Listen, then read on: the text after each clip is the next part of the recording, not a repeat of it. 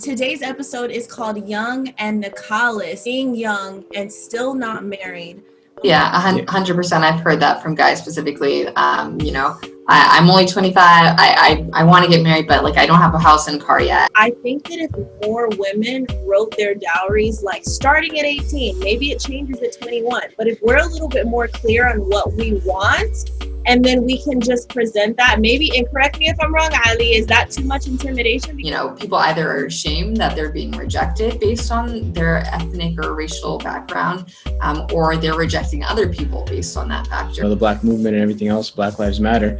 Right away, I don't know, I'm sure you guys witnessed the same thing. It's just the Muslim community didn't really know how to respond, right?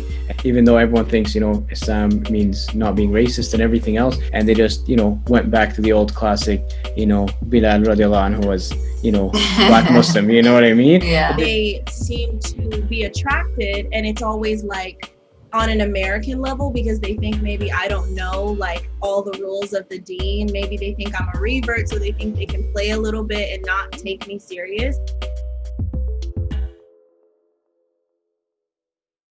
Assalamu alaikum, Nikah and Chill family. I am so excited to have you guys here for our 5th episode. You guys, we are 5 episodes in. If you have not already, please subscribe, guys. We really need the subscriptions. Like, comment, and join the conversation with us. Today's episode is called Young and Nikahless. There are many factors as to why the youth today are not getting married or taking it as serious as the deen implies, being 50% of our purpose here in the dunya. Whether it be battling sexuality, racial attraction, parental rules, lack of access to meet those potential mates, and even being a revert and feeling unaccepted. Let's Nikah and Chill. I'm Kalima, and I'm joined with my 2 chill family members. I have Naila today. How are you feeling? She's a regular here. She's also a writer. Happy to be here. And we'd like to welcome Ali Osman, the founder of Movement. It's spelled Muevement. I love the way it's spelled. It's an organization developed to help inspire, motivate, educate, network, and support the young Muslims to create a better future for our community. It's mainly used to help support young Muslim entrepreneurs in the community develop a successful business. Assalamu alaikum, how are you feeling? Thanks, Sam. I'm good. Thank you for having me on the show today. Of course. I'm so excited to have you as well. Tell me a little bit more about the movement, honey. We're trying to be a part of this movement too. So it's about, I found a lack of help for Muslims who are trying to, start their businesses and, different than your, usual careers that Muslim, are pursuing, like doctors and engineers and things like that, right? Some Muslims just want to start up their own business. Some Muslims have, artistic skills, and there's not a lot of, places where you can pursue that in the Muslim community, right? So we're just trying to help out the youth who are trying to do something outside of the box, get going and network with other people who might be, planning to do the same thing, and, just support them along their way, right? I absolutely love it. Now, Naila wrote an incredible article for Al Jazeera called The Hidden Racism of the Muslim Marriage. And so, of course, we're talking about, being young and still not married. Racism is prevalent in just the culture of this ummah, unfortunately. It could be one of those things that are stopping some of our youth from getting married. Our community struggles to harmonize, the racial and ethnic lines, and making it harder for young people to get married. So tell us more about this concept, this incredible article. Yeah, so I just kept, experience it myself, and then hearing other stories from different women in my social circles and their friends about one of the big factors of why, Muslim women aren't able to marry, and actually men as well, is because of these ethnic and racial divides in our community. We see it on the apps, people trying to only talk to a certain type of person from a certain background, and then also through like matchmakers constantly being like, well, like you have to go to the Desi auntie only, and she's only going to give you South Asian options. If you're not South Asian, then she's not going to be able to provide for you. Even through Family Connects, it's limited if you're not if your ethnic circle is only of one type of person, one type of cultural background, and you don't fit into that background, you're not a viable candidate. So I think it's something that we see all the time, but it's not spoken about as much because people either are ashamed that they're being rejected based on their ethnic or racial background, or they're rejecting other people based on that factor. And so that's, people are ashamed because it's completely against Islam. And that's not what Muslims are supposed to do. The Prophet ﷺ completely, condemned racism of all sorts. And for sure in marriage, it's not a factor. I've definitely been interested in Arab. I don't even have a type. Like I've been interested in so many, and they seem to be attracted, and it's always like on an American level because they think maybe I don't know like all the rules of the deen. Maybe they think I'm a revert, so they think they can play a little bit and not take me serious until I actually, sort of show like, no, like you can't play with me. I actually know like the etiquette of what this is supposed to be. And then they sort of kind of run away because it's like, well, I wasn't going to be serious with you either way. And a Palestinian girl that I know, she was very clear on the fact that she really wants to get married, but she knows that her parents would never allow her to not only marry outside of a Palestinian, but the actual little city that she's from, the little section. She's like, I have to find someone that's essentially from that tribe. It's like, I believe that there's multiple soulmates. So it's kind of sad, but it is our reality. I was going to say, I just got an email from someone who read my Al Jazeera piece, and they're actually this African-American convert. He was writing about this woman that he fell in love with years and years ago. She was actually Somali. And he got rejected by the family, ultimately by her parents, because he wasn't Somali. And so, I do hear a lot of people saying, there's a racism, but between Desi and blacks and Arabs, but it's also just between Africans and Black Americans too. It's a horrible, like, cosmic issue that we have to deal with. I had a similar experience as well. I mean, my wife's actually from Afghanistan. I was born here in Edmonton, Alberta, Canada, but my parents are from Egypt. So, having Arab background, of course, it wasn't the smoothest thing, but alhamdulillah, my parents are, more understanding in the deen and everything like that, right? So it was more just the cultural pressure, right, from kind of everyone around them that, makes things a little bit more difficult. Even my in-laws themselves, when their family friends from a long time found out that their daughter was engaged to an Arab, they literally just stopped talking to them. You know what I mean? So it's something that is prevalent in the community for sure. And being living in the West, and for me, for example, I'm not living in Egypt. My options, if I'm just going to look for someone who's Egyptian, like even as a country where we have 100 million people now, it's going to be tough to find someone here, right? So and that's for every culture. So I don't know why we're limiting ourselves so much when at the end of the day, the most important thing is that you're getting married to someone who's a good Muslim, right?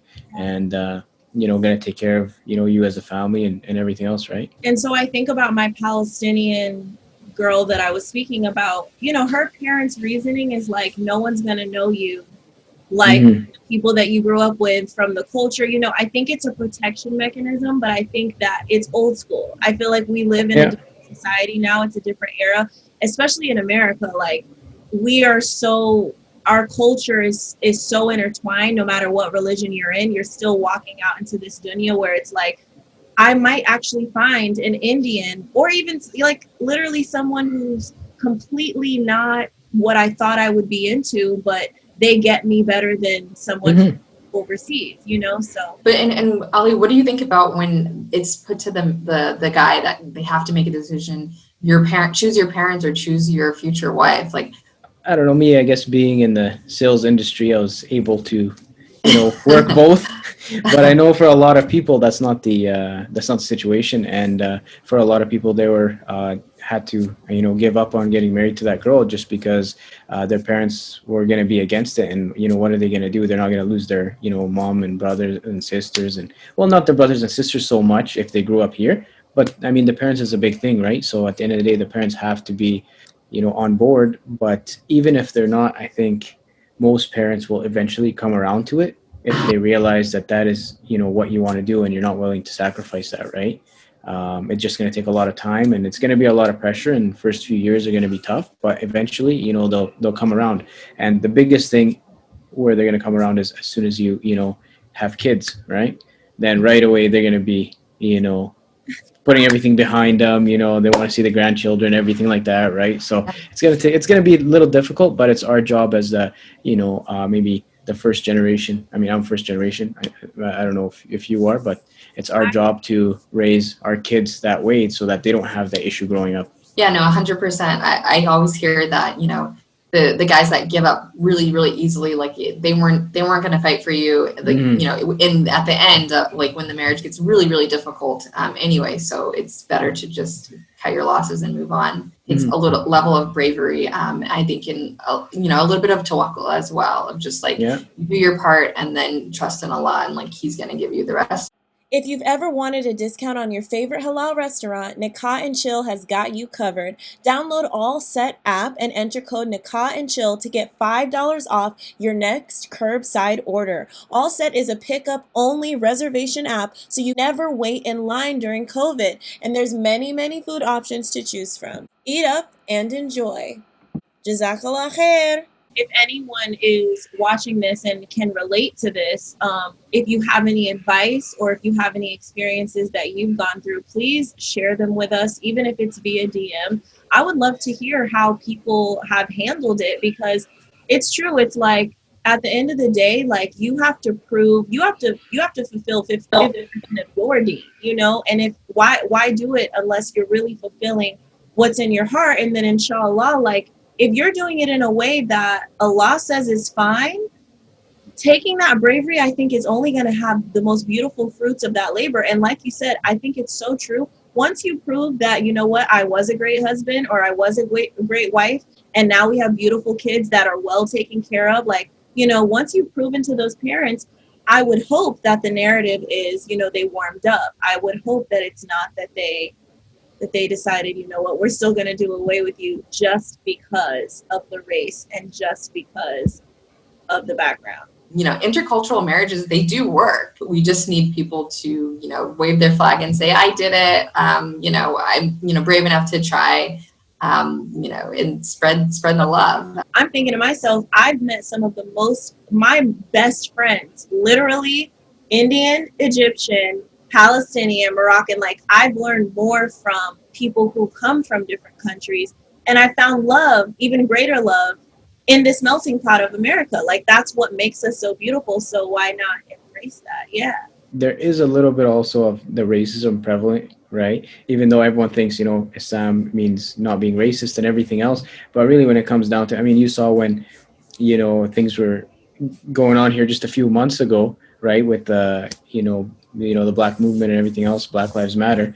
Right away, I don't know, I'm sure you guys witnessed the same thing. It's just the Muslim community didn't really know how to respond, right? And the people that we looked up to in the Muslim community didn't really know how to handle it. And they just, went back to the old classic, Bilal radiallahu anhu was, Black Muslim, you know what I mean? Yeah. They didn't see it as a problem, even though it's underlying and it's there, for a long time. And I mean, it's different when you're maybe treating someone who's at a mosque or something like that. But as soon as, your own family and your own kids are involved, suddenly, a lot of people don't see it the same way anymore.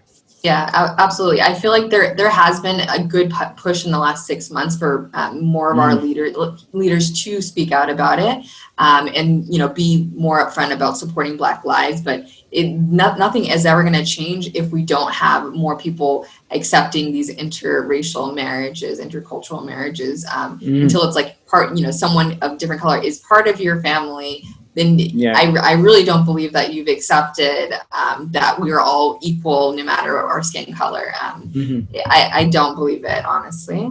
Generally, I look at a bunch of different reasons as to why young Muslims aren't getting married right now. And in addition to the racism, I also think it's just that we have a problem of this paradox of choice, where we have so many options, especially on the apps, where it's like you swipe, you get something next, swipe. You just have a paradox of choice. Like, you can't choose. You have so much choice. It's impossible to just have one person that you're going to commit to. So, I'm wondering if you guys have seen that, if you think that that is another factor, at making it harder for people to get married. See, I'm a communicator, so for me, when I dreamt about a Muslim dating app, I was like, I need an access to be able to talk to more people, because I'm not going to meet them at the masjid, unfortunately. I'm not, how else am I going to run into these Muslim men and respectfully have like a introductory conversation? So for me, the Muslim dating app was more helpful. The issue is that it's what's their intention, and your article on that was wonderful too, just realizing that sometimes you run into the Rami. I mean, it's not my favorite show. I troll him. Like, in one of my articles, I completely troll him. That was the point of that. The 3 types of minder men. But it was true, because we agree with that, but it was exposing the fact that they don't work. We're women in America with all of these other, women. Technically, the brother can marry outside of Islam, like in a sense, he can go for the white girl if he wants. So I think that we're always trying to find that good balance of a guy, at least the women that I know. And so, yeah, like, I feel like it's hard to get away from that Rami guy. Yeah, and just to define, the Rami guy is one who says he wants to be with a good Muslim woman, but he is doing all the wrong things, just chasing after this ideal, but not committing to Islam in the way that he wants you to. So I feel like Rami's intention, he really in his heart wants to be good. I think this is still very worldly, in the sense of like, okay, how can I have one foot in and one foot out? How can I be genuine to myself, but also be a good Muslim, But that's the problem. Not the problem with the dating apps or the Muslim meeting apps. It's just how do you define your type? How do you filter out? I'm a communicator, like I said, so I ask all those questions. I interview. So I ask all those questions up front, like, well, what do you see yourself in 5 years? But some girls are just like, salam, and then they're like, salam, what'd you do today? It's like, so an app's not going to help if you don't even know how to really have a conversation to get to the point. And maybe it is about having that wali there more, Like you were saying, where you have a lot of choice nowadays, it's kind of went from one extreme to the other. When, back in the day, you didn't have any choice, and you didn't see your husband or whatever till the day of the wedding. And then suddenly now it's like you have all the choices. If you're slightly, maybe mismatched in one place or the other, or you run into a small conflict, then suddenly, okay, you're on to looking for someone else, and you're just out there looking for that perfect, soulmate. When in reality, I mean, you're not always going to find that perfect person. It's never going to be a perfect person. There's always going to be something. So it's also about, like you're saying, take that leap, the tawakkul, and try to make it work, right? Like, if you see something good in the person that you're talking to, and you seem to get along, and, just because you have a little bit of maybe, issues, one thing or another, those can be all worked out if you, put your, heart to it. And the other thing you have to see is that you're doing it for your deen as well, right? Like, marriage is half your deen, right? So you're doing it for your deen. So if you're taking that tawakkul and you're saying, I'm going to move ahead, even though maybe like I'm not 100%, but like I'm 80% or whatever the case is, but I'm going to move ahead. I'm going to do that, take the leap of faith. Then inshallah, Allah is going to put barakah in your marriage and help you. You don't have to find, that exact person that, is going to be 100% on the same page with you. You're never going to find that. But I just know with the apps, it's, a lot of times it ends up leading to things that maybe aren't, 100% halal, and you end up down, like you were saying, suddenly now talking to someone who's not 100% interested, but I mean, talking to Muslims on the app is easy, right? Because, they're there, obviously all the, Muslim girls that are on there are trying to get married. They're trying to talk to guys, you know what I mean? So it's easy for the guys to come in there and, start talking to all the women, all the girls. But I don't know if that's the ideal, situation. I mean, I haven't found a solution myself. A lot of youth may not be getting married due to, the expectations that they have for marriage, being a little too insecure about, okay, am I really ready for this? A little too scared because they know that sister has expectations. But then it also starts before we even get really deep into the marriage. It starts at the wedding, the cost of the wedding, the cost of the house after, the cost of the ring. Do you guys think that maybe that's one of the reasons why people are just like, you know what, I'm just not ready, so I'm literally going to wait till I'm 40 with my retirement if I can retire early? Yeah, 100%. I've heard that from guys specifically. I'm only 25. I want to get married, but like I don't have a house and car yet. So I'm still paying off my school debt, so I'm not ready yet. I think that a lot of it stems from culture, right? And your parents and how they were raised and where they're from. Back home, it's always, you go to school, you graduate, you find a job, you find a place, you buy it, you furnish it, then now you can go ahead and get married, right? So by the time you're 30s or in your, mid 30s, by the time, you're looking for a wife.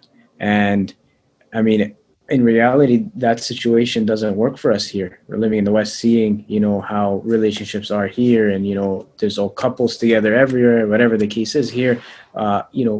Muslim youth have to get married younger, right, in order to preserve their deen and, and everything else. So when you have such high expectation, it's like they're not even thinking about marriage, right, until way later in their life, because they weren't set up to think about marriage when they're young. So now you end up with a lot of those people that, you're talking about, where they just want to talk to girls, and they don't feel like they're in a position to get married because nobody taught them that you can get married with not much. I think that if more women wrote their dowries, like starting at 18, maybe it changes at 21, but if we're a little bit more clear on what we want, and then we can just present that, maybe, and correct me if I'm wrong, Ali, is that too much intimidation? Because I feel like if we're clear about what we want, and if it's not about money, if it's about the good brother, it's the fact that I'm willing to grow with you so we can financially get there, and we'll have the small wedding until we can afford the bigger wedding.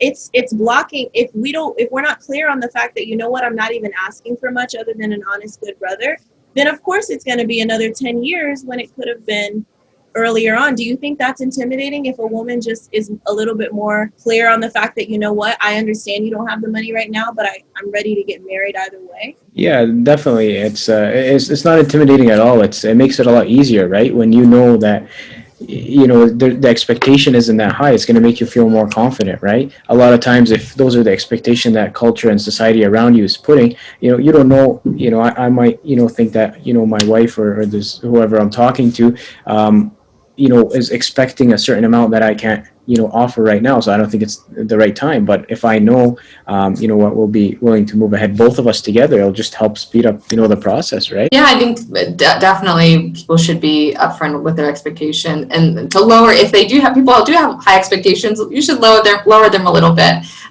because there are definitely stories in the time of the Prophet ﷺ where people had very little presented to them. It was accepted. It was a blessed marriage. So we should always look to the Sunnah and see what the Prophet ﷺ what had advised in those times, and know that being materialistic is never the way to go. I was just gonna say that talking about the Prophet Muhammad sallallahu alaihi wasallam, he said that if somebody comes and they're suitable, don't turn them down, right? Especially over materialistic things, and that Allah puts the barakah in the marriages that have the least amount of basically money and materialistic things spent on it. Allah puts the most barakah in those, because that's the one that was done for the sake of Allah.